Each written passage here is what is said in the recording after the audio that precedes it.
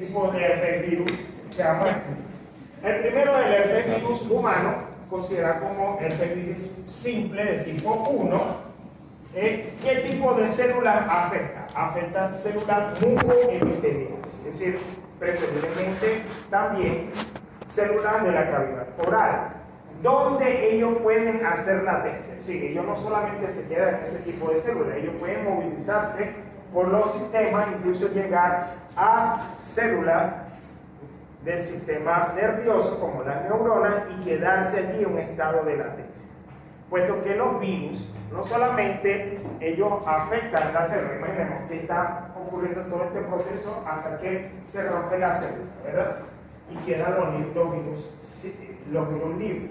Ellos se pueden incluso llegar hasta nuestro sistema circulatorio. En el sistema circulatorio empiezan las células de nuestro sistema circulatorio, del sistema inmunitario, a dañarlos, a romperlo, y quedan algunos por allí libres. Pero ellos, como mecanismo de subsistencia, consiguen una célula del sistema nervioso como la neurona y se colocan allí.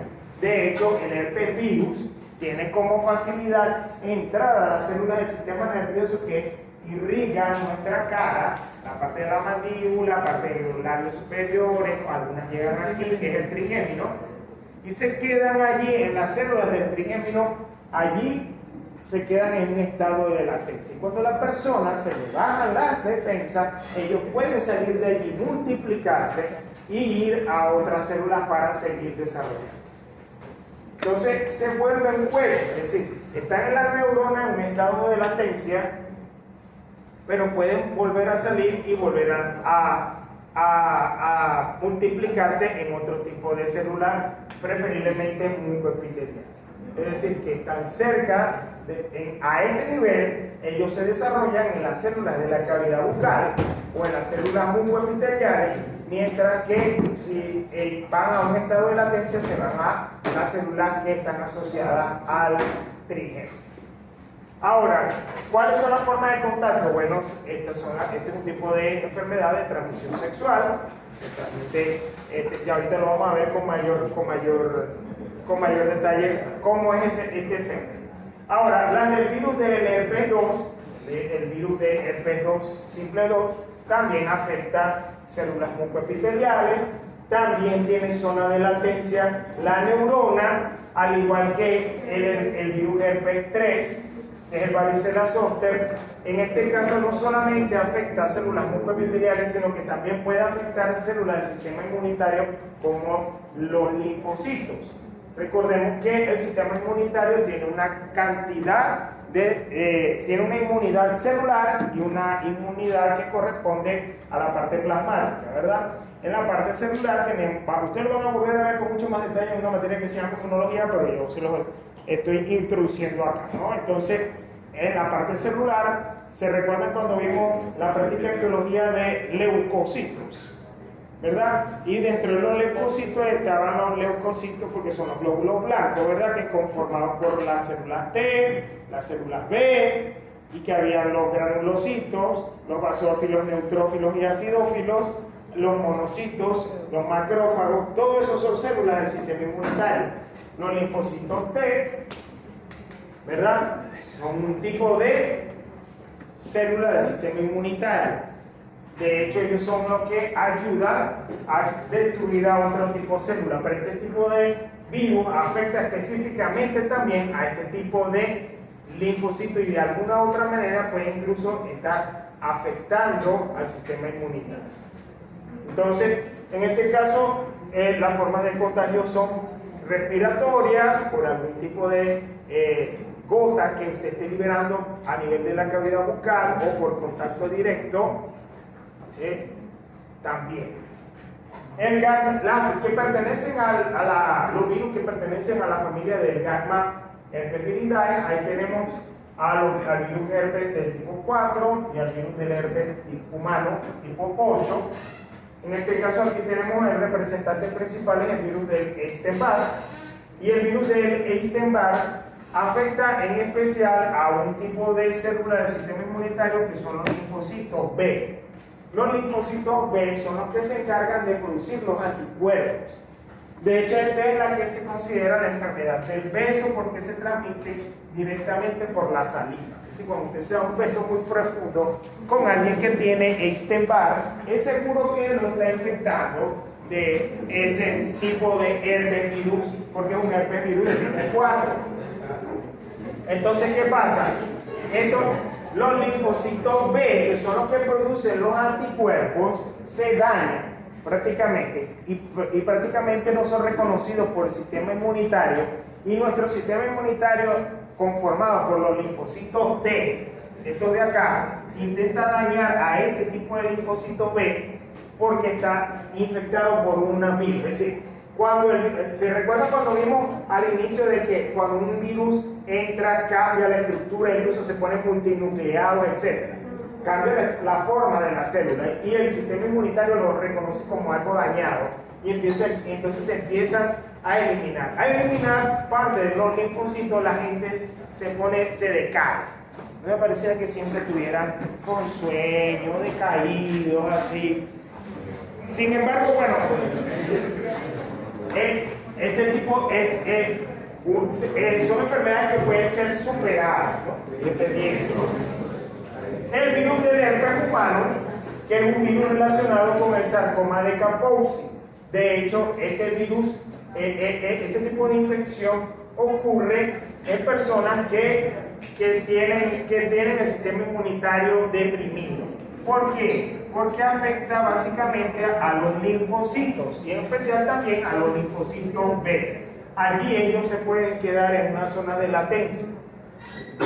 Pero el principal contacto se hace de forma sexual, aunque se puede considerar la aparición también de un contacto por la saliva. Es decir, un encuentro sexual con una pareja que tiene ese tipo de herpes, aunque por lo general alguien que tiene sarcoma de Kaposi tiene muy poca probabilidad de tener, es que se ve, o sea, cuando abre la boca, adentro el sarcoma es una especie de neoplasia a ese nivel que se ve horrible. Y las personas que normalmente tienen eso pues, están inmunodeprimidas, si son muy flaquitos, tienen VIH o tienen una enfermedad autoinmune. O sea que por esa vía no creo que sea tan fácil. El beta herpes es un tipo de herpes virus, es el virus que produce el citomegalovirus. En este caso pasa como una mononucleosis, ¿sí? Porque afecta a los monocitos. Es decir, los monocitos, recuerden que son unas células grandes, al igual que los fagocitos, y ellos se encargan en el sistema inmunitario de la primera línea celular de llegar a intentar destruir a un agente extraño. Sin embargo, esta enfermedad puede incluso pasar en algunos casos como una gripe normal, pero afecta principalmente a los monocitos, también puede afectar a los linfocitos y a las células epiteliales. Bueno, ¿cómo es el contacto? Bueno, por contacto directo, por transfusiones o de forma congénita. Esta de transfusiones es una muy mala suerte de que usted vaya a un bar o que usted se esté operando o que usted le estén haciendo una transfusión.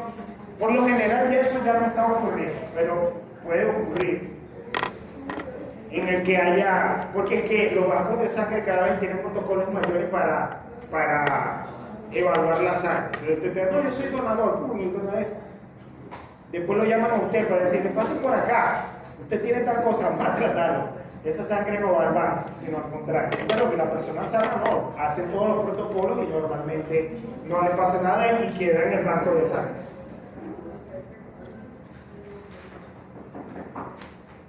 Ok, en el otro caso nosotros tendríamos el virus del herpes humano de tipo 6 y 7. En algunos casos se cree que el virus del herpes 6 afecta también a los linfocitos, mientras que el virus del herpes 7 actúa también sobre los linfocitos. Ahora se cree que son transmitidos por la saliva. Estamos viendo entonces, ya hemos visto todos los tipos de virus de la familia herpes viridis. Ahora, ¿cómo es la replicación de este tipo de virus? Yo le expliqué más o menos cómo es un tipo de replicación de un virus, pero todos no tienen el mismo esquema. O sea, dependiendo del tipo de virus, hay un tipo de replicación específica. Entonces, ¿qué pasa? En este primer caso, nosotros tenemos que considerar que hay tres etapas básicas para el proceso. Uno, las proteínas que son las proteínas iniciales, las proteínas precoces y las proteínas tardías. Es decir, son una cantidad de sistemas que se asocian entre sí.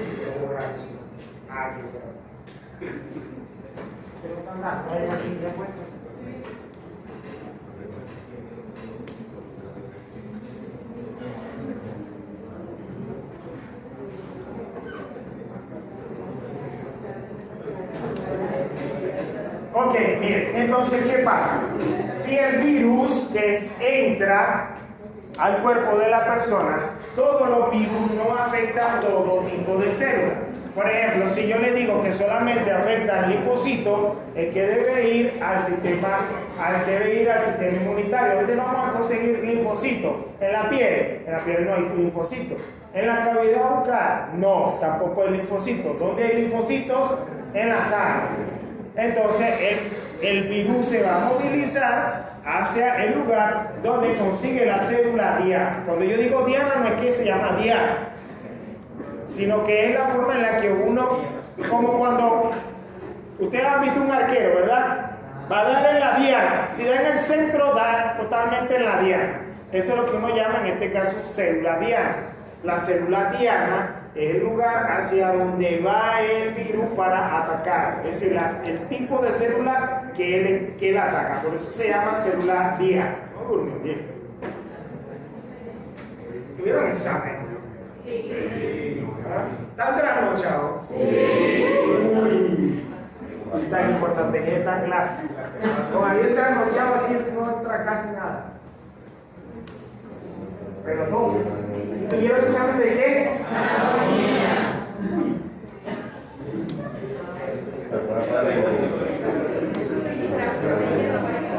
¿Y cómo estuvo?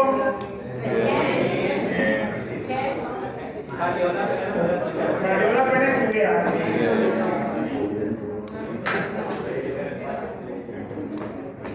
Ok.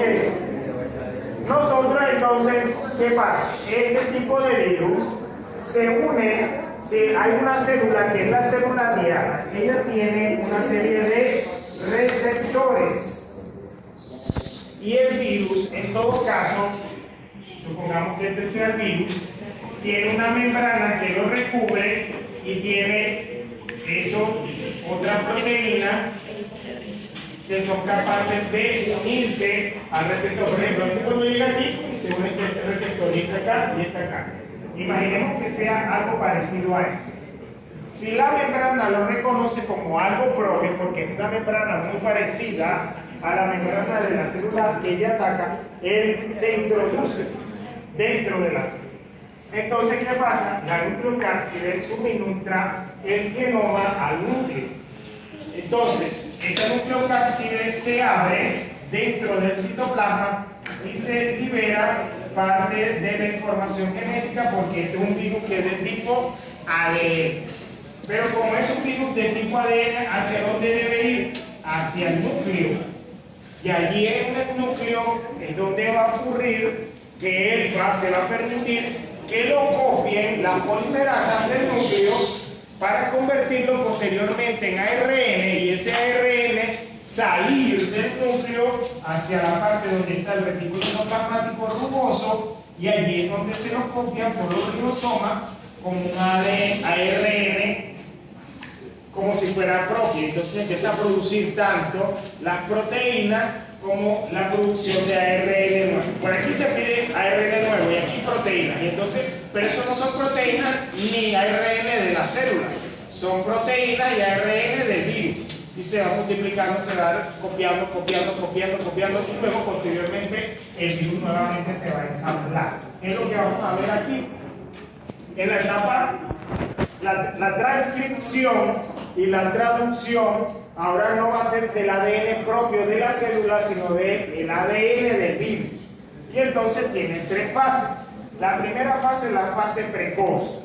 En esta, entonces, vamos a tener una serie de proteínas importantes para la regulación de la transcripción genética y el control de la célula, pero para producir proteínas del virus. Luego nosotros pasamos a la fase precoz, que consiste en la transcripción de los factores propios del virus, como las enzimas, utilizando también las ADN polimerasa y generar toda la secuencia del ADN de este tipo de virus. Luego tendríamos las proteínas tardías, que son principalmente proteínas estructurales, es decir, proteínas de la nucleocápside, para que posteriormente el ADN o el genoma viral sea introducido, o sea, sea empaquetado y se coloque dentro de todas estas proteínas estructurales conformando la nucleocápside.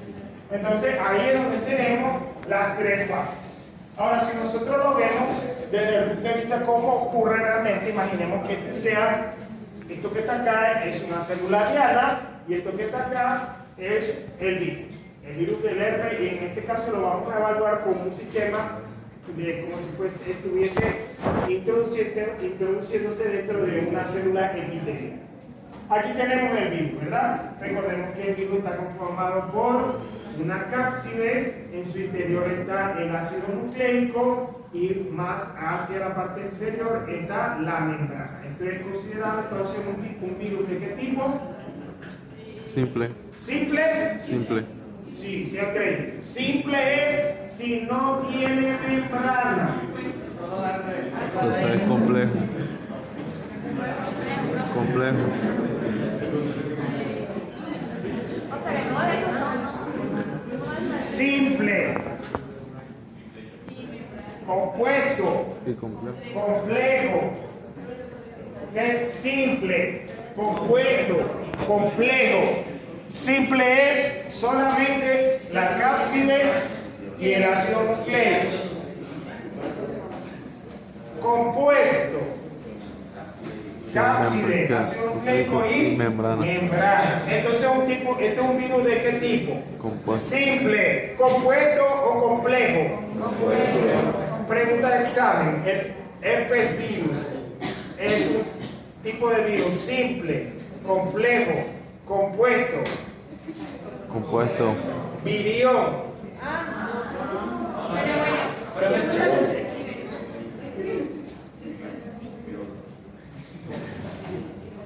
Virión, viroide. La pregunta.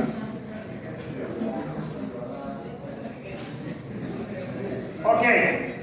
Tenemos ahí entonces el virus del herpes. Puede ser un virus de herpes simple, recordemos que es un virus de tipo DNA, que tiene una nucleocápside y una membrana, y él se va a dirigir hacia una célula, que es la célula diana. Ya sabemos que es una célula diana, ¿no? Y entonces la célula, en sus estructuras externas, que tiene una serie de receptores, al conseguir ese agente que está afuera, pareciera que fuese parte también de la membrana, y lo reconoce como algo propio, y entonces el virus se introduce fácilmente al interior de la célula y llega al citoplasma. Cuando llega al citoplasma, él libera su membrana, es decir, ¿por qué? Porque la parte de esa membrana queda aquí pegada a esta célula, pues aquí adentro no hace nada, pero aquí formaría parte también de la membrana celular de esa misma célula, y aquí queda liberado. Aquí entonces, ¿qué queda? Entonces empieza a movilizarse y entra también al núcleo, y en el núcleo se reconoce como algo propio, y una vez que llega al núcleo, ahí es como si fuese un ejemplo de caballo de Troya, ¿verdad? Ahí va todo envuelto, pareciera que fueran de los mismos, que fuera un regalo, pero cuando llega al lugar, el viene se abre, y cuando se abre, libera el ADN de él. Y aquí se encuentra la maquinaria de la célula y hace que la célula empiece a hacer copias de ese ADN y lo convierta posteriormente en un ARN mensajero. Y ese ARN mensajero sale del núcleo hacia el ribosoma. Recuerden que al retículo endoplasmático rugoso, donde se encuentran los ribosomas, donde ocurre la síntesis de proteínas, y allí donde ocurre la síntesis de proteínas empieza a producirse todas las proteínas de la cápside, es decir, se empiezan a producir carxómeros, proteínas de carxómeros, y esas proteínas de carxómeros luego vienen y se unen con el ADN copiado desde el núcleo del virus, y nuevamente se forma un virus que posteriormente se forman tanto que la célula termina desintegrándose porque se llevan parte de la membrana de él. Y a la final sale un virus con todos los componentes. Por eso es que se considera que son unos parásitos intracelulares. O sea, no es que cuando yo diga, los virus son parásitos, no, tienen condición de parásito intracelular. Ellos solamente hacen esto siempre y cuando estén dentro de la célula. Ya fuera de la célula están en su fase extracelular y ellos no hacen ese tipo de actividad. Ellos no se duplican nada en el ambiente, no. Es decir, ellos pueden estar como... De hecho, en el ambiente solamente lo que hacen es movilizarse, están por allí. Incluso ellos pueden caer al piso y ahí desaparecer, la carga viral destruirse. Tienen algún tiempo de vida esas proteínas en el ambiente. Algunos duran más que otros. En ambientes donde hay mayor humedad se pueden movilizar o mantenerse más, no se desecan tanto. Pero por eso se necesita de que alguien esté enfermo para que produzca las gotas que se van a liberar al ambiente, y que llegue otro que no esté enfermo, que venga y le hable, o otro que venga y lo bese, o que tenga relaciones, o que haya contacto de piel con las mucosas, etc. Yo voy a perder.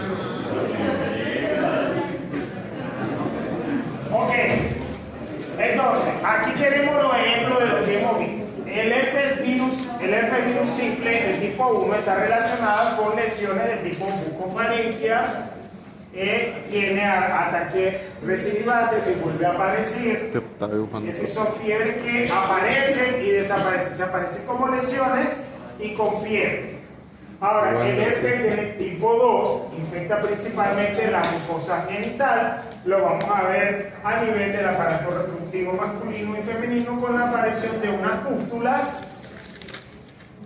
Este es uno de los tipos de virus que tiene, hay unas vacunas. Ahorita hay unas vacunas, son súper carísimas para quitar. De hecho, en el lugar donde están las vesículas, uno viene y hace la inyección allí.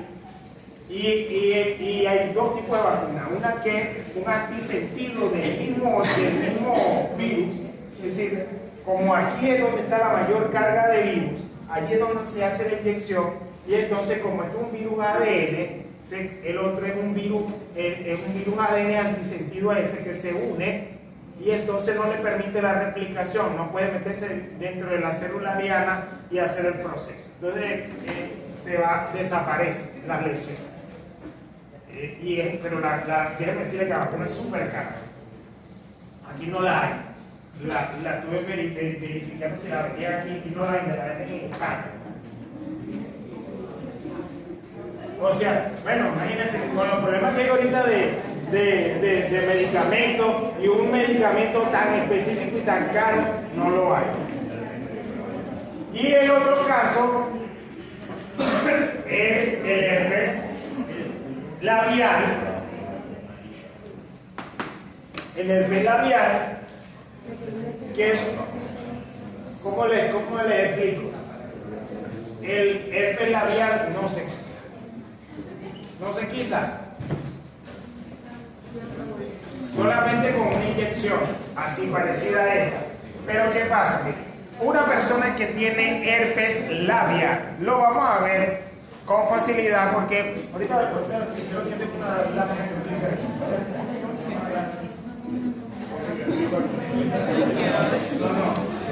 Lo explico aquí, lo voy a explicar aquí.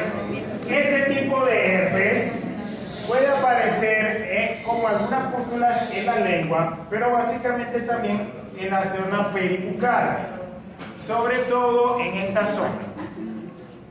¿Cómo aparece? Aparece como una costra, y debe diferenciarse de dos cosas. Uno, de resequedad, de personas que tienen, o sea, que tienen poca cantidad de agua en el cuerpo y que se han sometido durante mucho tiempo al sol, es decir, una persona que está, alguien que viene de un viaje o que fue a la selva y que tal, que viene y está reseca, se le reseca la boca y que tiene disminución de vitaminas también, entonces se le reseca la comisura de los labios. Eso no es herpes, eso no es herpes. Ojo con eso. O con una persona hay que también usted tiene mucho cuidado cuando usted trabaja con los pacientes, porque a veces la fricción de utilizar cada uno de los aparatos también puede producir una especie de lesión en la comisura de los labios. Eso no es herpes. Ahora, pero que si cuando usted lo mira y dice, uy, eso es herpes, no quiere ni darle la mano. Es la aparición de pústulas alrededor, como si fueran unas vejigas transparentes que están llenas de cierto líquido. El líquido es un líquido seminal que tiene gran cantidad de virus. Y luego pasa el tiempo y se seca. Esa es la peor parte. Porque cuando se secan y se están cayendo, esa es la fase infectante. Así que viene ¡ay! Un besito. No, es una resequedad, no, nada.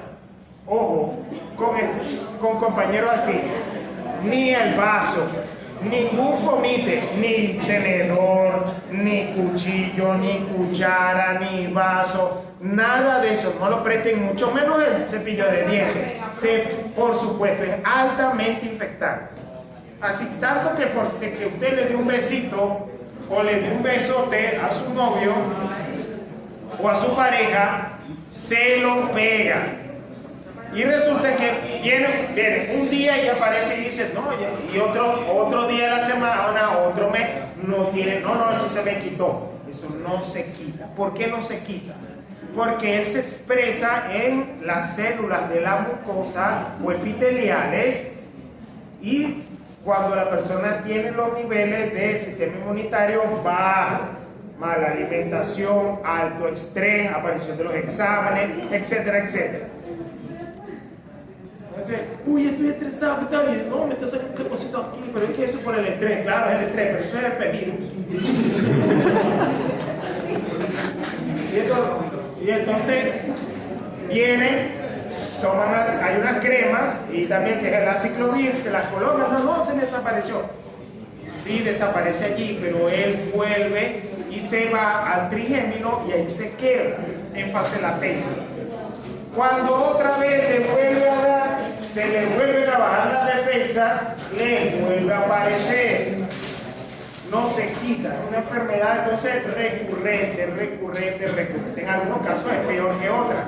Pero la fase cuando está seca es la fase en la que usted tiene que tener mayor cuidado. Entonces, ¿qué pasa? Les llega un paciente en el que usted está viendo que tiene las vesículas, o le llega paciente en el que usted está viendo que es más allá de una resequedad en la comisura, en la parte peribucal. Entonces usted dice, ¿qué debe hacer usted? Tomar la mayor cantidad de precauciones.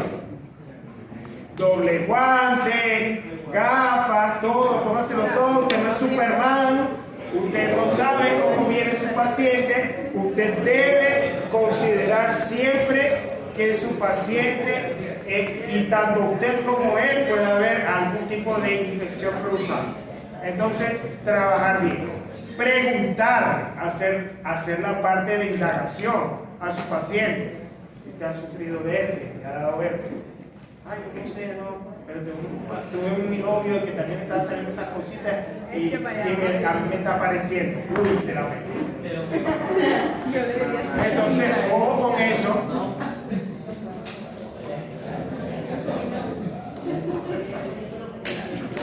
Ok, aquí vamos a ver algunos ejemplos de los efectos citopatológicos que hace el herpes virus. El herpes virus puede generar una célula como si se estuviese abombando toda la estructura, ¿sí? Abombamiento de las células infectadas. Estas son células normales. Estas son células normales. Pero miren, esto es una célula infectada por herpes virus. ¿Qué pasa? Hay un agrandamiento interno del núcleo. ¿Pero por qué cree usted que se está agrandando el núcleo? Porque secuestró el núcleo. Está utilizando todos los elementos nucleares a su favor para producir todos los elementos del virus. Y por eso entonces la estructura celular cambia totalmente. Por eso uno puede identificar desde el punto de vista histopatológico a una célula que ha sido infectada por un tipo de virus como este, que es el virus B. También la producción de unos cuerpos de tipo A, como los cuerpos de Crowley. Este tipo de ejemplo, miren, también es de una célula que se agranda. Estas son células normales, miren, y estas son células que se agrandan y la cromatina también cambia, se ve en mayor proporción. También la aparición de cromatina a nivel marginal, es decir, la cromatina ya no se observa solamente en el centro, sino que también se dirige hacia el exterior celular.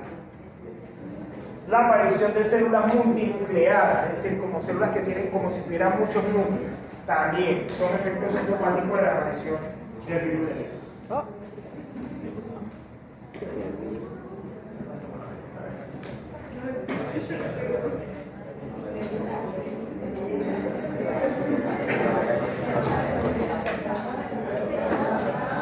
Ok, el virus del herpes simple tipo 1 se limita a la bucofaringe y se disemina por gota respiratoria o por contacto directo con la saliva. Es decir, alguien que le está hablando muy cerca a usted y tiene el virus del herpes, si usted se le queda ahí pegado, se va a contaminar.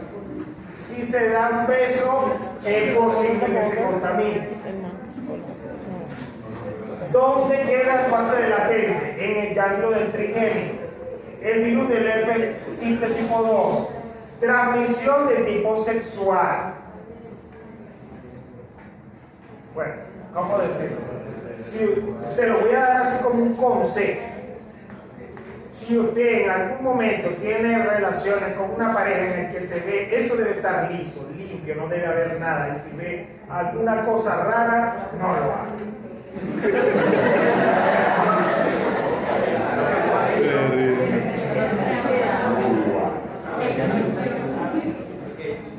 No debe haber cúpula, no debe haber nada, no debe nada, eso debe estar liso, limpio.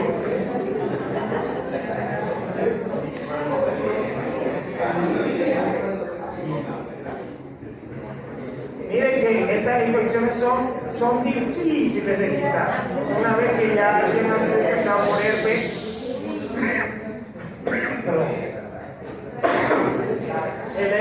este tipo de virus, claro, hay una aciclovir, ahorita vamos a ver alguna de esas, pero esos son para quitar los síntomas, quitar los efectos sobre la piel, pero ya sabemos que ellos tienen fase de latencia, y allá sobre la fase de latencia no se puede hacer nada.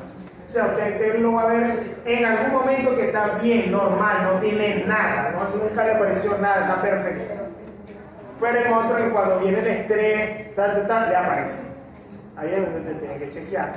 Porque después de esa fase es la fase infectante. Profe, y así como en el VIH con el retroviral. No hay retrovirales para eso.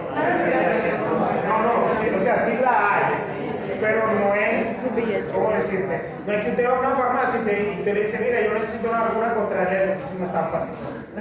Uno tiene que pedirla a quien no la vende. Creo que lo más cercano que hay es España. La venta de la vacuna contra el herpes virus de tipo 1 o de tipo 2. Una cajita de hielo llega. Bueno, o sea, en mi caso, yo cuando veo que alguien tiene herpes,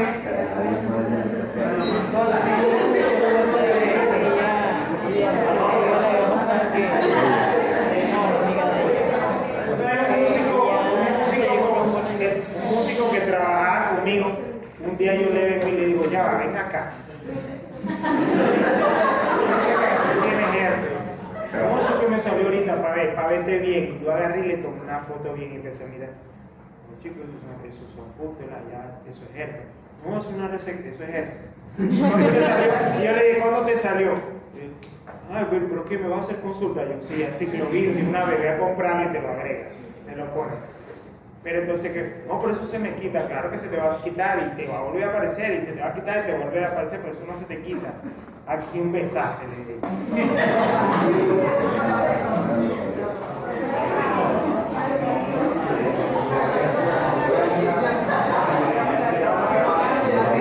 Bueno, para que ustedes vean esto, aquí está. La persistencia viral en los ganglios con infección latente dura toda la vida del hospedador. Entonces, claro, o sea, alguien con herpes no le quiere dar ni la mano.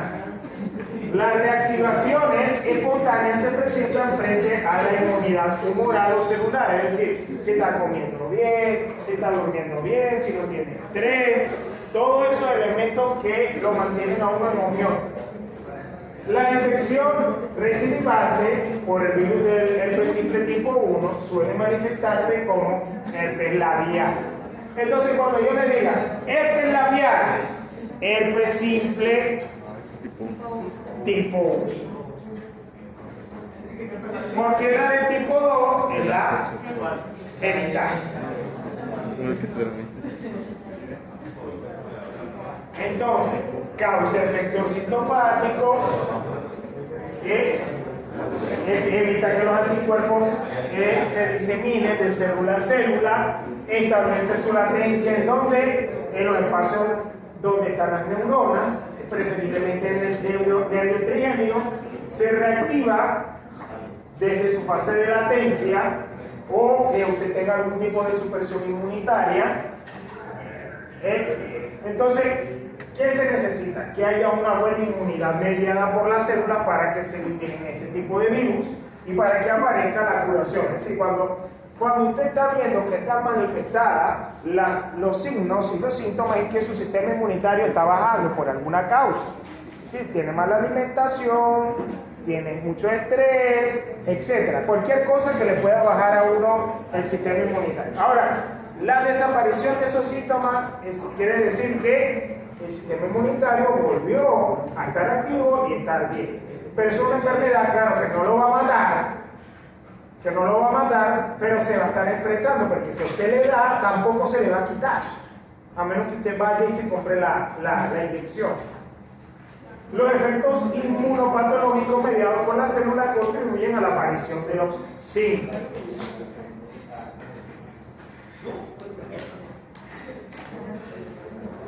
Factores desencadenantes de la recurrencia. Bueno, la radiación, la fiebre, el estrés, la menstruación en el caso de la mujer. Digo. Sí, cómo no. ¿Ya? ¿Ya? Ok. Factores desencadenantes de la recurrencia de la infección. Bueno, las personas que tienen mucho tiempo en el sol, algún tipo de radiación, la fiebre, el estrés emocional. Ahora, el fiebre no es que le da fiebre porque tiene el virus, no, sino porque tuvo una otra condición febril por otro aspecto que también cambia la condición de la persona y entonces reaparecen nuevamente los efectos. O sea, sale de la fase de latencia y se aparecen los síntomas. Estrés emocional, menstruación, alimentos ácidos, picantes, micheladas muy picantes, etc. No, la michelada no se está picando, eso es lo que trae que ají. Trae mucho ají. El ají, yo no sé de mucho de eso, porque a mí no me gusta. Pero a la hija mía le encanta. Eso es con sal, por eso es sal. Pero el ají no es sal, es otra cosa. El chile picado, chile molido. Con sal y todo eso. Sal y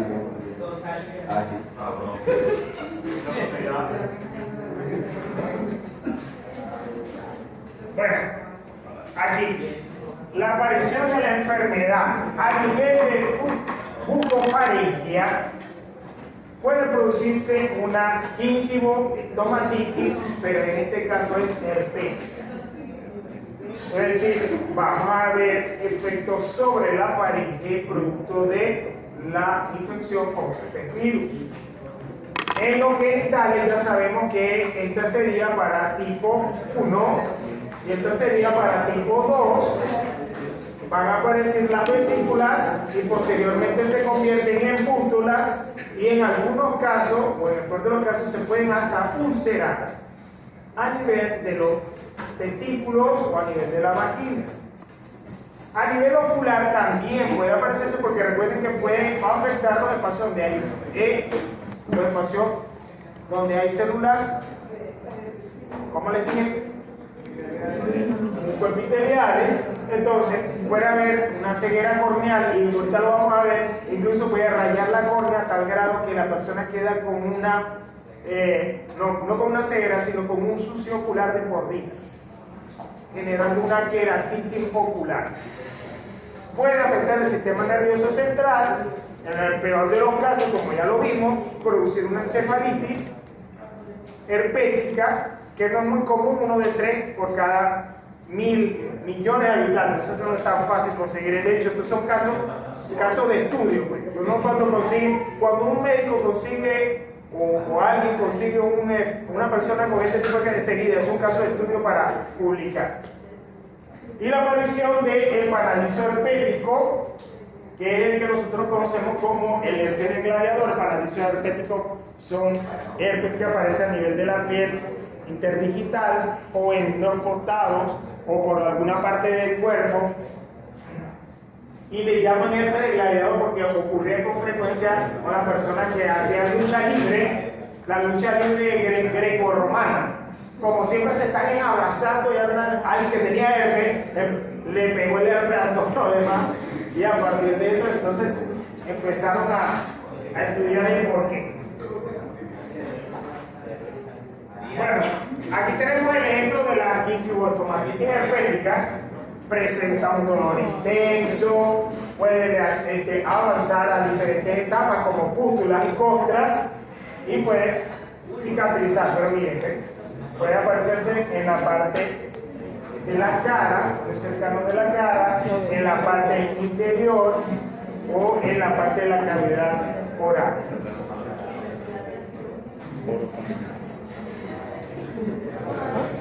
También hay faringitis herpética, o sea, producto de una infección con herpesvirus de tipo 1, y vemos entonces que pueden haber lesiones, o sea, claro, esas no son lesiones únicas, porque también se va a expresar en la parte exterior, pero también va a haber lesiones interiores en la parte de la cavidad oral, o sea, porque por lo general no vienen solas, vienen acompañadas. Y por supuesto, el herpes labial, del cual hemos hablado un tiempo. ¿Usted ve a alguien así? Obvio que no le va a dar un beso. Usted ve esto así, dice, signo de alarma. Y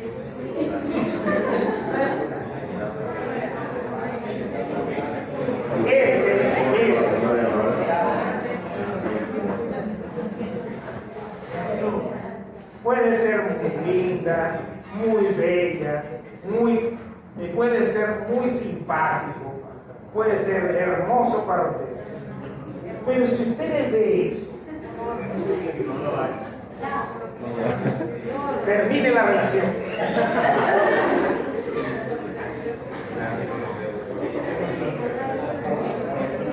No se le va a quitar. Y si usted es su pareja, se le va a pegar.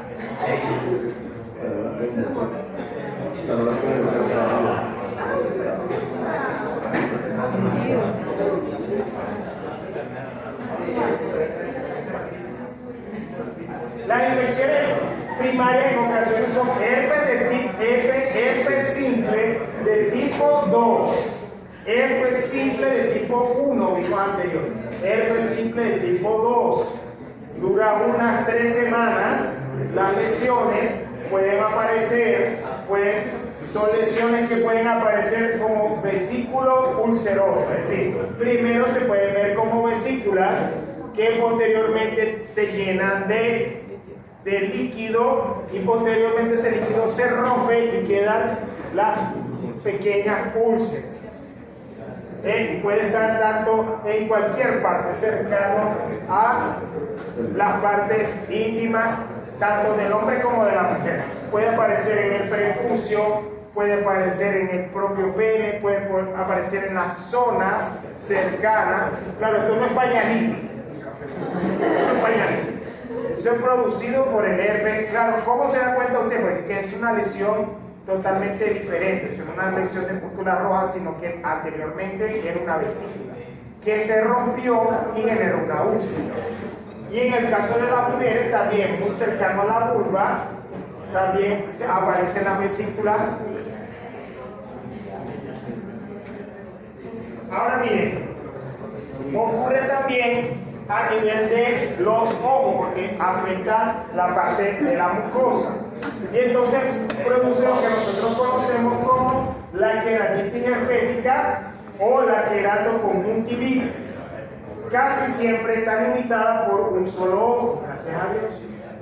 Puede provocar entonces una enfermedad recurrente que causa, es decir, como es un virus que se expresa en esa célula que es de la mucosa, no es que le dé una vez y desaparece, sino que desaparece y puede volver a aparecer.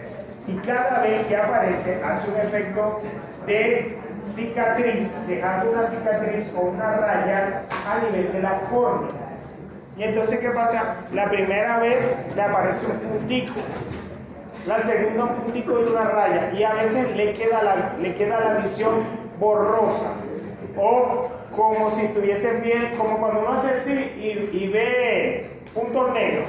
Sí, pero aquí a uno no se le quita, al que le da la... No, tampoco es que si te hace así, le ve puntos negros y te tiene... no, este es un ejemplo.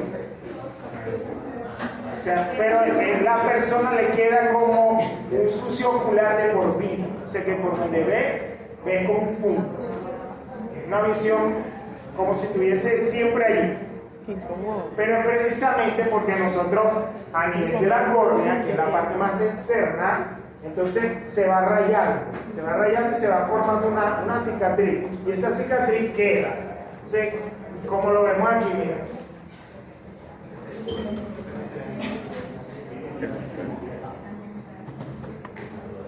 Y la comunicación mayor con el sistema nervioso central es una forma grave, muy esporádica, ocurre muy poco. Entonces, donde hay una inflamación de las meninas, miren cómo está casi que pegado a la parte exterior. Miren, y aquí los efectos, aquí nada, pero aquí lo vemos. De producto de haber afectado, en este caso, las células del sistema nervioso. Y aquí tenemos al que yo les había comentado, que es el parálisis herpético, que es una infección que afecta a los dedos y puede aparecer también en las personas que atienden pacientes con herpes también. Por eso es que ustedes nunca deben utilizar sus guantes, nunca deben de utilizar todos los elementos de bioseguridad. La bioseguridad existe, muchachos, utilícenla. No que está caro el par de guantes, no, cómprenlo. No que el peto, no que lo, pónganse todo. Ustedes no saben a quién están atendiendo. Nunca van a saber a quién están atendiendo y quién tiene. Puede ser muy lindo, muy bella, muy linda, muy bella, pero si está enferma, usted no sabe. Usted siempre debe atender a su paciente como una persona que potencialmente está enferma.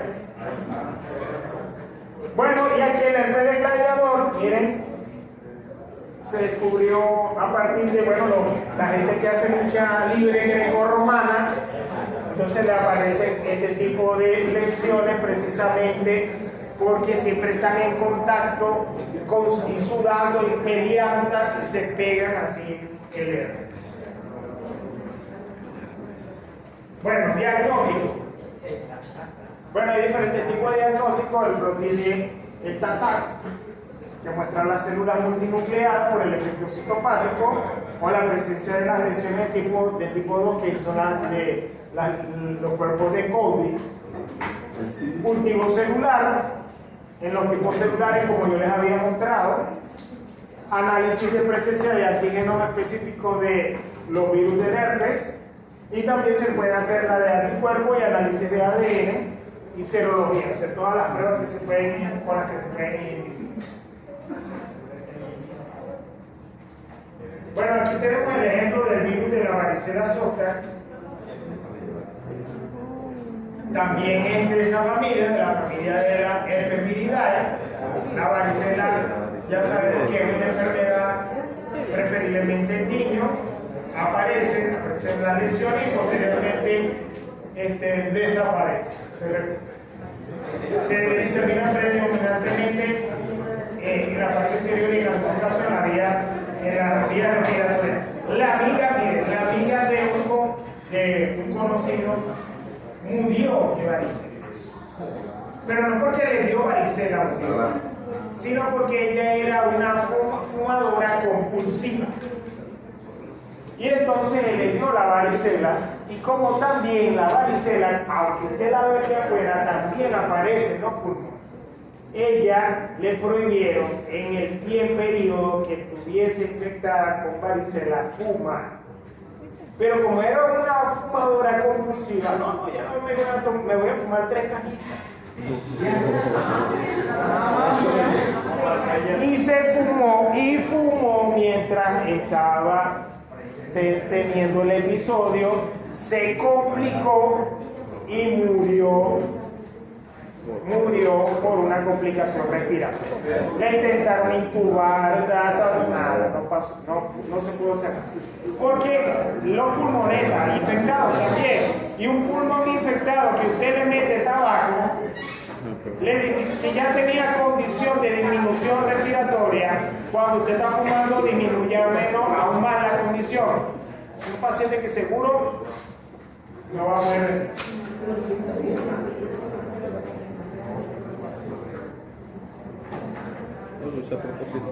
Bueno, entonces, para que veamos esto, la varicela representa uno de los 5 exantemas infantiles clásicos, por lo general siempre aparece, y en el peor de los casos aquí la aparición de la neumonía intersticial es una reacción inflamatoria a nivel de los pulmones, también producto de la infección con el herpesvirus.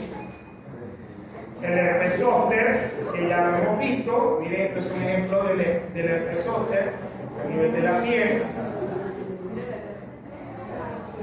El virus del Epstein-Barr, ¿verdad? Conocido también como virus del beso, produce una mononucleosis, que se asocia con la mononucleosis. Se inmortaliza en los linfocitos B, que son los que producen los anticuerpos, y puede diseminarse en todo el cuerpo. Hay presencia, se puede identificar por los diferentes tipos de antígenos en sus diferentes fases: el antígeno precoz, el antígeno de cápside y el antígeno de membrana. Entonces, recuerden que es un herpesvirus. Los virus herpes tienen los 3 elementos, pues, aparte de la membrana, el tegumento y la neutrocápside. Bueno, patogenia e inmunidad. El virus aparece en la saliva, en los epitelios orales, se extiende a los linfocitos, al tejido linfático, puede afectar las células epiteliales y los linfocitos B. En algunos casos puede estimular también el crecimiento de los linfocitos B con una hiperproducción de inmunoglobulina. En algunos casos los linfocitos T terminan eliminando los linfocitos B que han sido infectados por el virus, y puede entonces afectar, quedar en algunos casos en fase de latencia en los linfocitos de tipo beta. Ahora, aquí vamos a ver una de las primeras triadas que vamos a estudiar. Es la triada de la mononucleosis, que posee unos síntomas clásicos: linfoadenopatía, es decir, aumento del tamaño de los ganglios. Pero eso puede ser cualquier infección de la garganta. Dice, Sí, porque usted le toca aquí y tiene los ganglios inflamados, eso no necesariamente es mononucleosis. Eso por lo general es una infección, ¿ya? Usted detecta ahí que hay infección. Pero ahora, si además hay un aumento del tamaño del vaso, es decir, tiene un dolor a nivel del costado intercostal derecho, entonces ahí ya usted dice, bueno, tiene aquí, tiene el segundo síntoma, y el tercero, que hay una faringitis exudativa. Entonces ya uno piensa estar cumpliendo los tres elementos de la triada de la mononucleosis, ¿verdad? Inflamación de los ganglios, un dolor intercostal y una faringitis exudativa. Esos son los tres elementos para identificar la mononucleosis. Ahora, en caso de una persona que tiene el sistema inmunitario muy bajo, se va a aparecer este ejemplo que es el linfoma. Es simplemente, no se asuste, un caso. ¿Cuándo ocurre esto? Pues recuerden que ¿a quién afecta? A los linfocitos B. Es una acumulación masiva de linfocitos B allí. Pero precisamente en un paciente que seguramente tiene un sistema inmunitario muy deprimido o está inmunodeprimido, entonces aparece este tipo de casos que es el linfoma de linfocito B mononuclear. Afecta a nivel de la mandíbula y parte de la cabeza.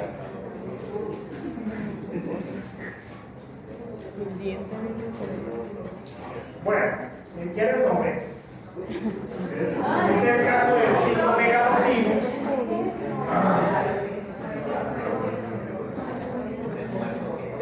Sí. O sea, por lo general, esto afecta entre un 0.5 a un 2%, pero por lo general son niños que al momento de nacer se han infectado, pero son niños que tienen el sistema inmunitario muy bajo, muy poco desarrollado, sí. Por lo general producen la muerte. O sea, de hecho, va en aumento, o sea, sobre todo porque las mujeres, si no tienen un buen cuidado, son personas por lo general se presentan personas de bajo recurso, que no están bien alimentadas, que el niño no viene bien, con un buen peso, pero que por muy mala suerte también se infectan con el virus, con este tipo de virus, y entonces el proceso es peor. Se trata entonces como una causa clínica frecuente con anomalías congénitas, es decir, las personas que tienen niños que tienen con anomalía, el virus afecta y porque su condición de la membrana a nivel de la piel es diferente, entonces el virus puede hacer unos efectos mayores y terminan algunos de la muerte. De hecho, ellos afectan como un patógeno oportunista a las personas que están inmunodeprimidas, es decir, los de VIH positivo, los SIDA determinados. El herpes virus humano 6 se replica en tejido linfoide, afecta a los linfocitos T de tipo CD4. Entonces, por eso es que se dice que es un virus de tipo linfotrófico, es decir, porque esa es su célula diana. Puede aparecerse como una infección en la infancia, se replica en las glándulas salivales, se transmite por la saliva y puede reactivarse en diferentes células del sistema inmunitario.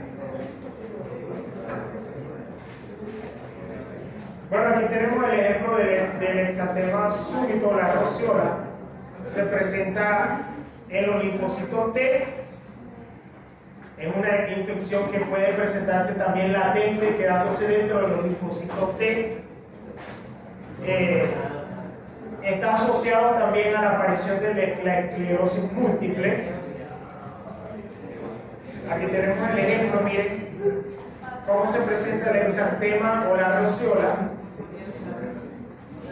Siempre lo vamos a ver es parecido a la varicela, solo que en este caso la rociola es un poco más rosada y más pequeña.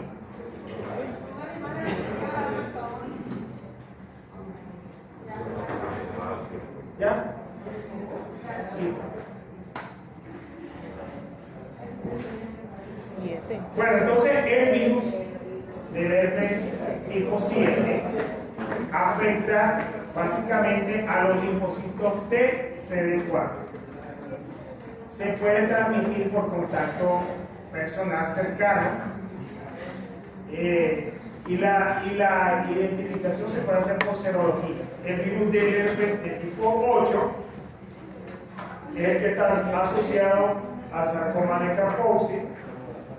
Se ven unas lesiones a nivel de la piel, también afecta a los linfocitos de tipo B, pero el efecto mayor, o sea, si ustedes algún día consiguen un paciente que lo ven así, eso es sarcoma de Kaposi, es un tipo de neoplasia. Señor, me hace el favor de salir del consultorio, por favor. Mire, es difícil evaluar el impacto antiviral ya que el sarcoma de Kaposi puede mejorar con la reconstitución inmunológica.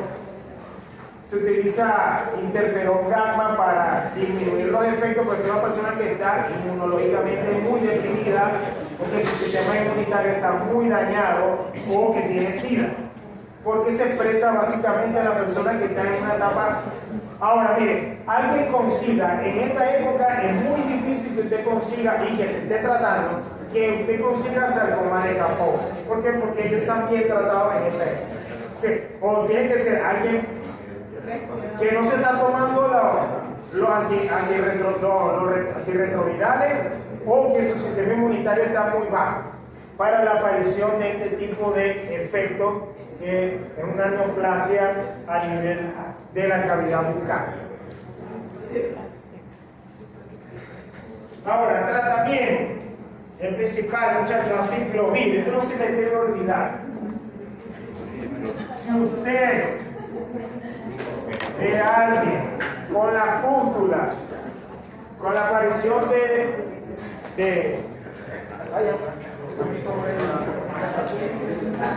enseguida aciclovir, muchachos.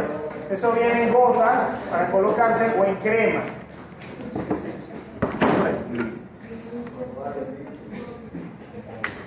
Este es el que se consigue con mayor facilidad, el aciclovir.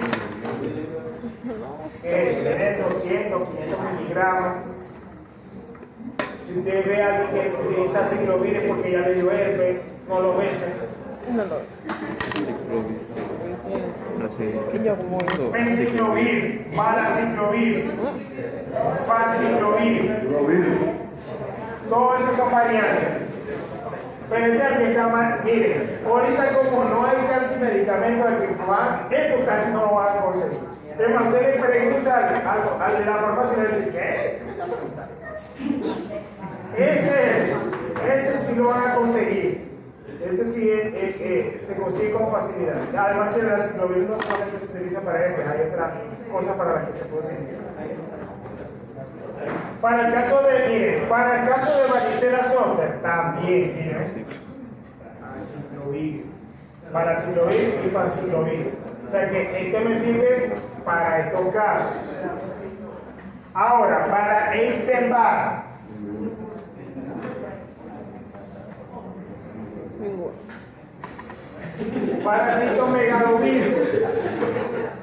Parasitomegalovirus, hay otro. Variclovir, hay otros más. Hemos visto todos los de herpes.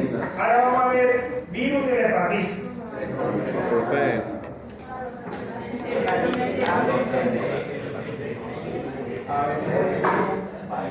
Muy bonito, Bueno, virus de la hepatitis. Recordemos que hay varios virus de la hepatitis. Básicamente, ¿a qué va a afectar? Al hígado, ¿verdad? La peor fase La de una persona que le toma mucho y se afecta con virus de la hepatitis. Eso casi que es un muerto.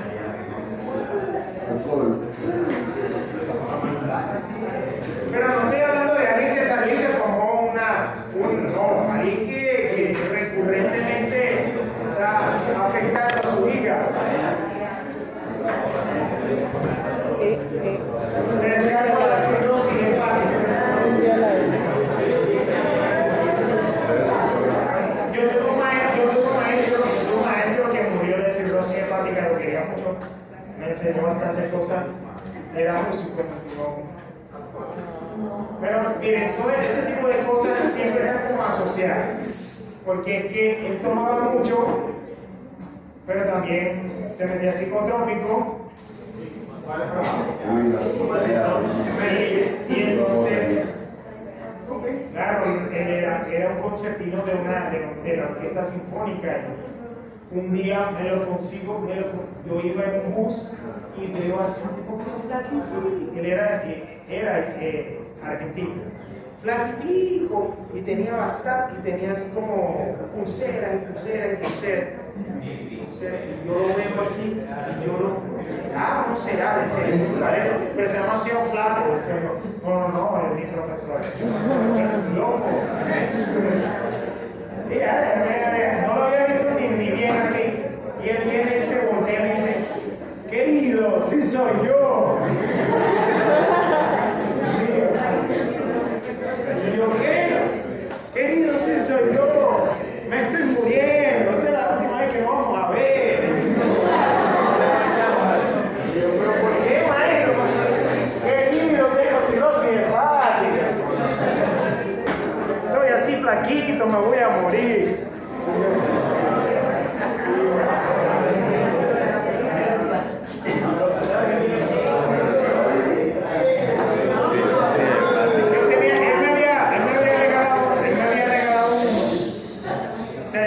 Él me regalaba clases, o sea, era muy bueno. Él me regalaba, yo iba a su casa y me regalaba clases, o sea, no tenía ni que pagar.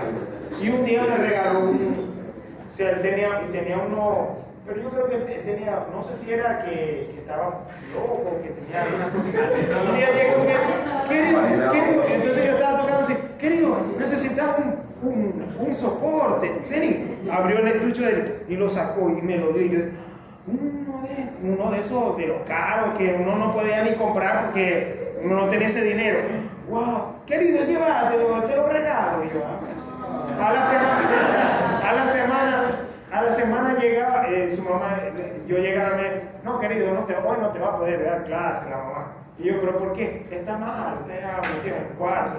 Además, la semana pasada, no sé qué le dio y agarró y rompió un cuarnerio que tenía allá, un violín como de 10 millones de pesos, una cosa así.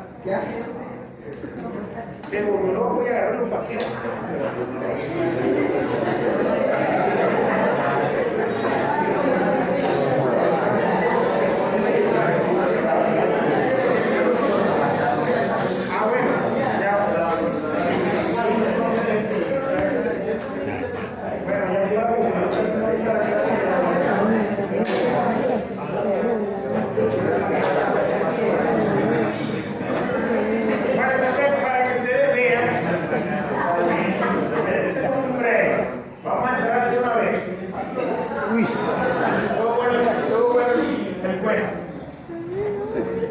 Entonces, mire, la hepatitis nosotros la podemos clasificar dependiendo del tipo de virus, también el efecto que hace.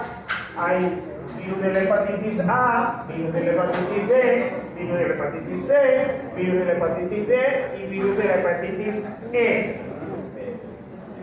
¿Cuál es la que nosotros normalmente siempre escuchamos? B. La hepatitis A, B o C. Son las que más nosotros conocemos. ¿Ah? Ojalá que no haya. Hasta ahora no se ha descrito. Pero la hepatitis es súper rara también. Además se asocia con la boca. La hepatitis A ¿verdad? Es una enfermedad infecciosa producida, además que los efectos de la hepatitis no es que sea el mismo virus, sino hacia dónde hace el efecto. En este caso hace el efecto hacia el hígado. Entonces, todo hace un efecto negativo. Las células del hígado son sus células diana, porque están por diferentes tipos de virus. Por ejemplo, miren, la de la hepatitis A es un picornavirus. Miren que la hepatitis B es un hepanavirus, mientras que la hepatitis C es un flavovirus, o flavivirus también se le puede decir, mientras que la hepatitis D es un agente delta del tipo viroide, mientras que la hepatitis G es un epivirus. O sea, son diferentes tipos de virus, solo que el lugar de diana es el mismo. Bueno, la célula diana, que son las células que conformarían Vas. a este lado, ¿verdad? Sí. Hígado. Es de lado más.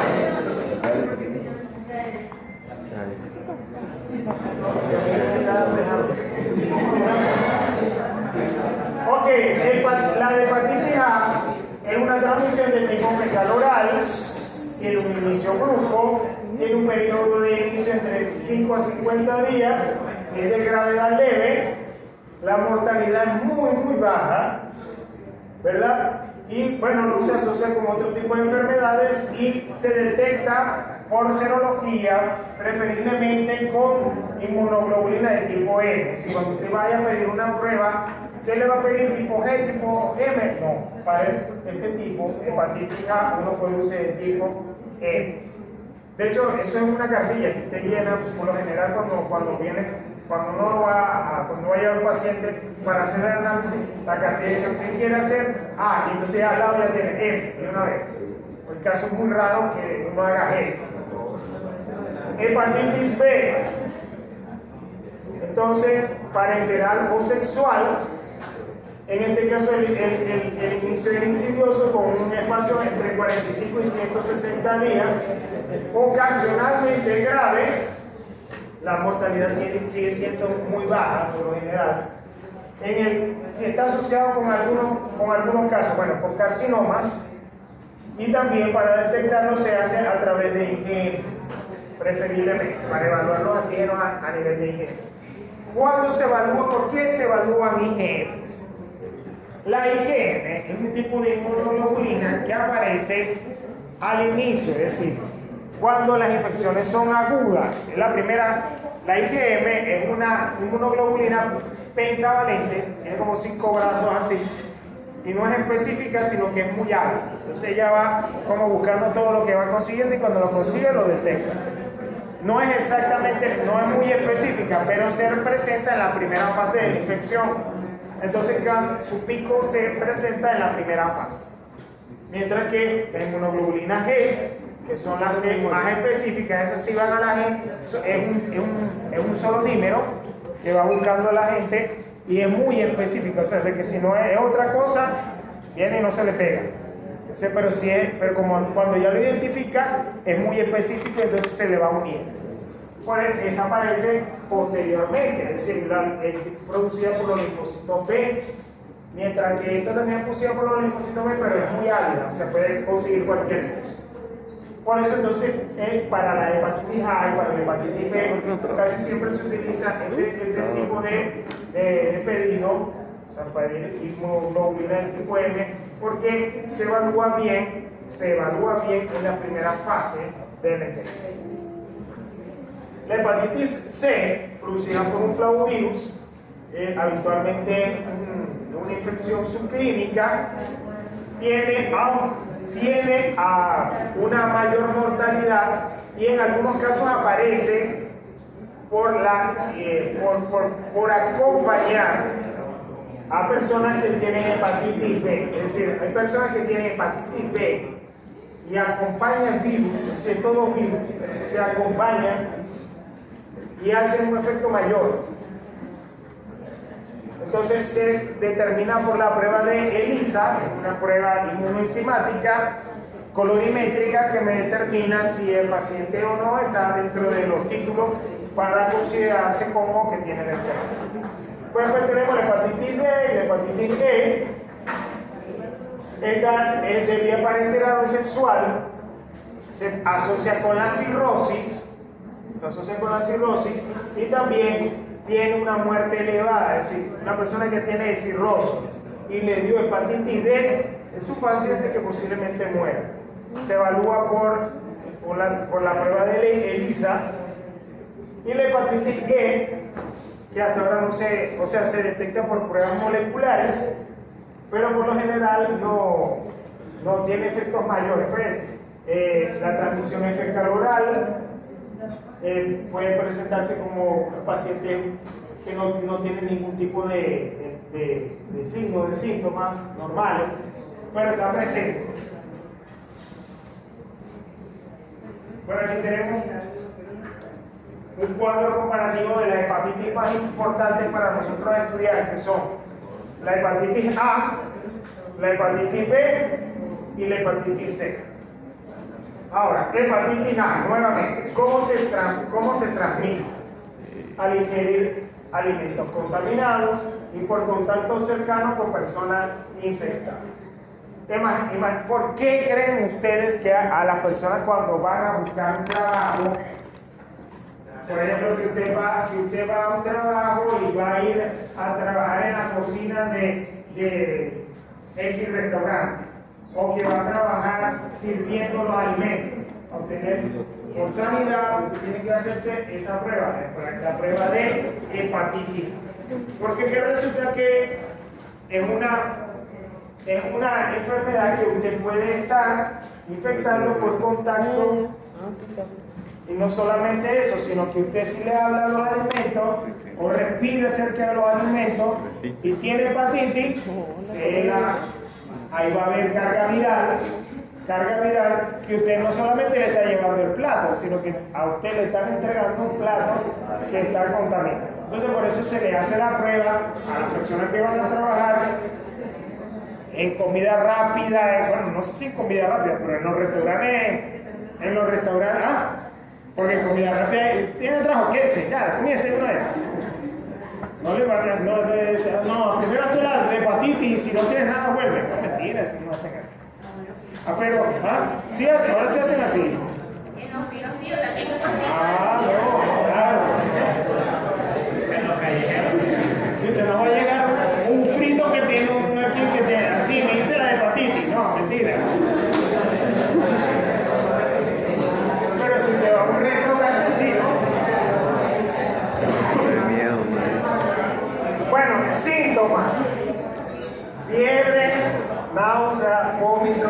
Tuve buena esa de frito con la broma de los vómito, dolor en el hígado. Pueden presentar también, esto se puede presentar en efectos sobre los niños. ¿Cómo se previene?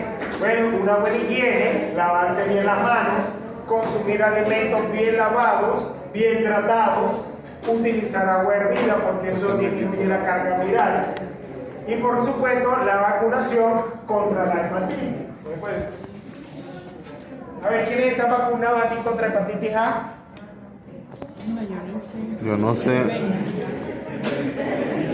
Ustedes sepan, ¿a quién le pusieron la pentavalente? No sé. La hepatitis. No sabía.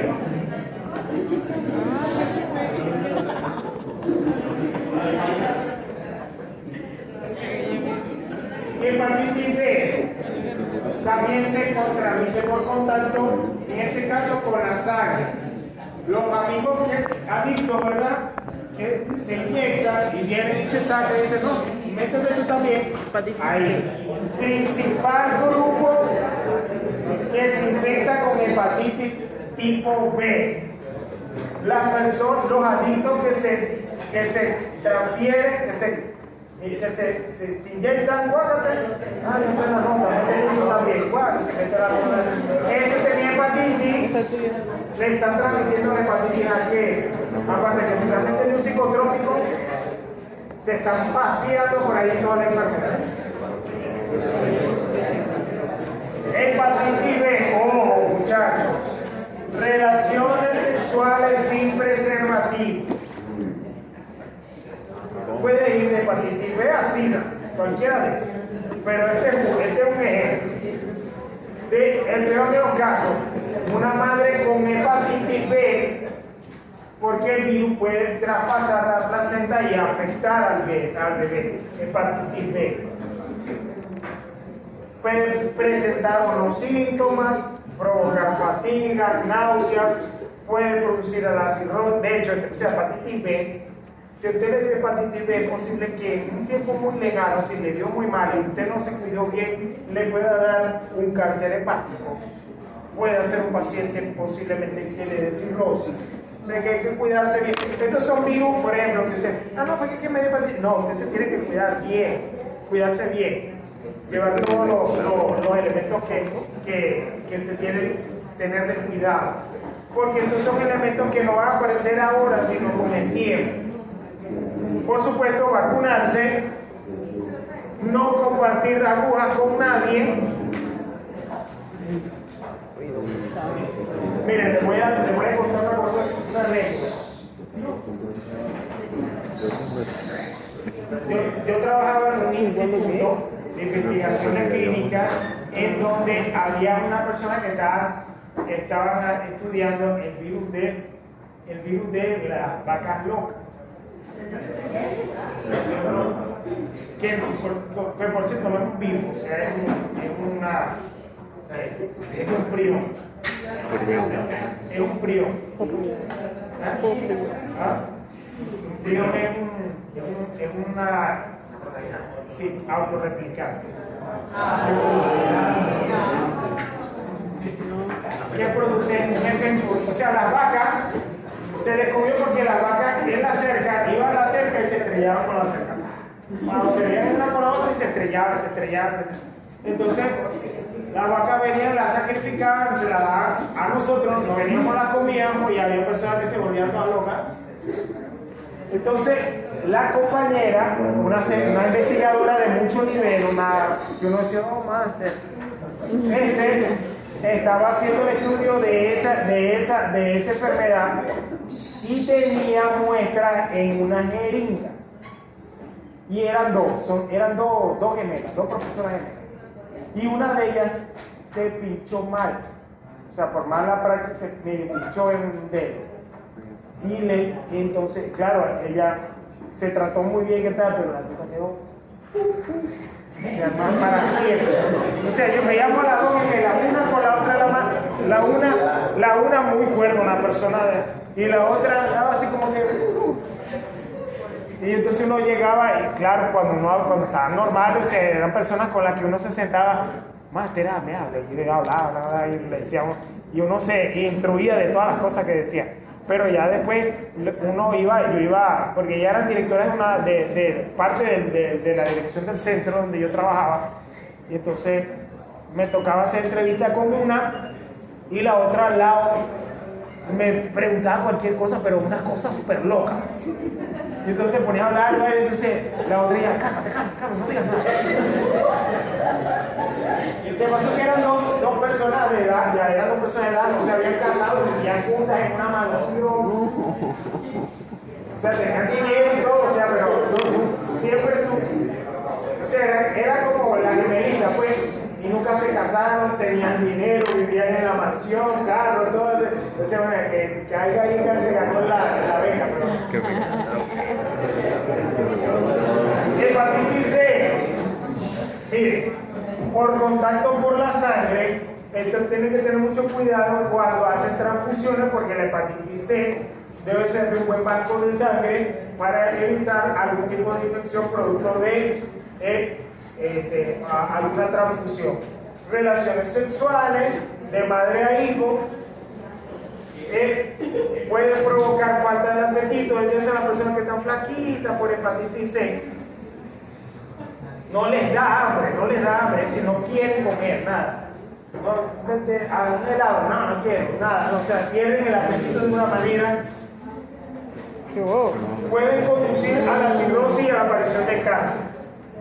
Por supuesto, no compartir agujas, usar preservativo, no existe vacuna hasta ahora. Bueno, y por último, la guinda del pastel, ahora vamos a ver sobre VIH y SIDA. ¿Qué son las 4? 3 enfermedades, hermano. Las 55. Ortiga, ¿cuánto de Ortiga? ¿Quieres saber sobre VIH? De buen papá, ya que estuvieron en plena. Ah, no, se queda, aquí dice 354.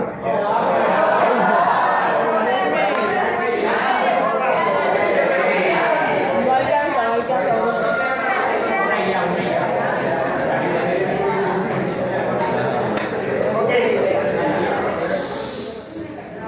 Ok, importante para comprender sobre este tipo de virus. Es un virus complejo que contiene una serie de elementos que le permiten a él introducirse dentro de una célula muy importante en nuestro sistema inmunitario, que son los linfocitos TCD4 cooperadores. ¿Qué hace de 4? Afectan a los linfocitos TCD4 cooperadores. ¿Por qué?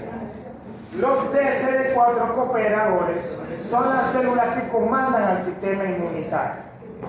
Si los TCD4 no envían información a la demás célula, la demás célula no comanda. Es como decir, voy a darle un ejemplo, es como el chismoso de la cuadra. Los demás no se enteran qué pasó si él no les dice nada.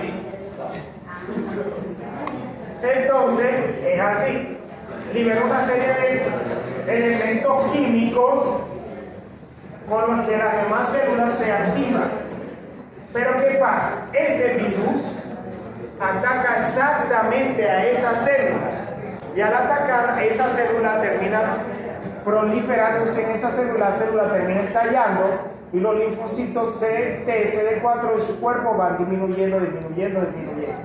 Al disminuyen en una proporción tal que aunque haya todas las demás células, usted tenga capacidad de todo eso, el sistema inmunitario queda desprovisto, es decir, no hace nada.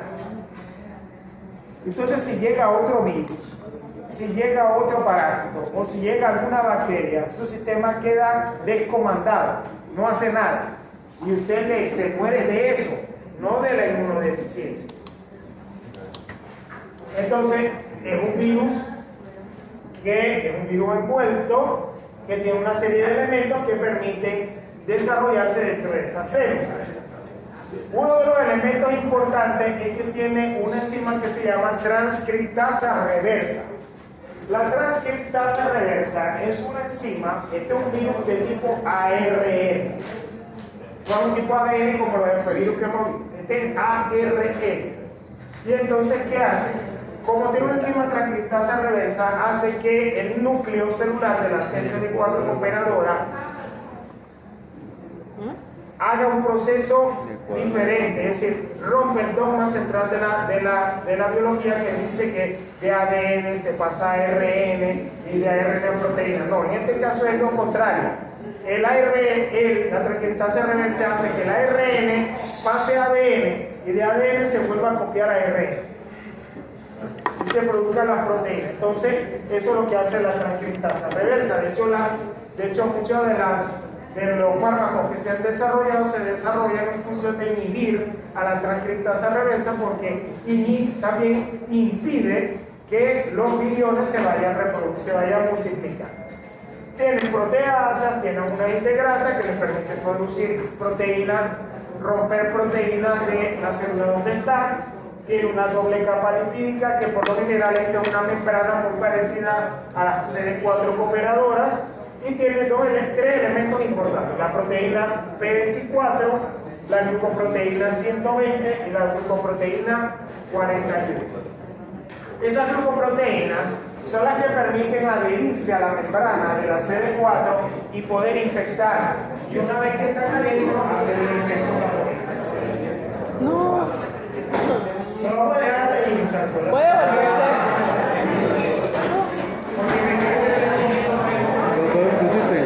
Para que ya se me olvidó. Vamos a traerle proteína. La semana que viene, miren, vamos a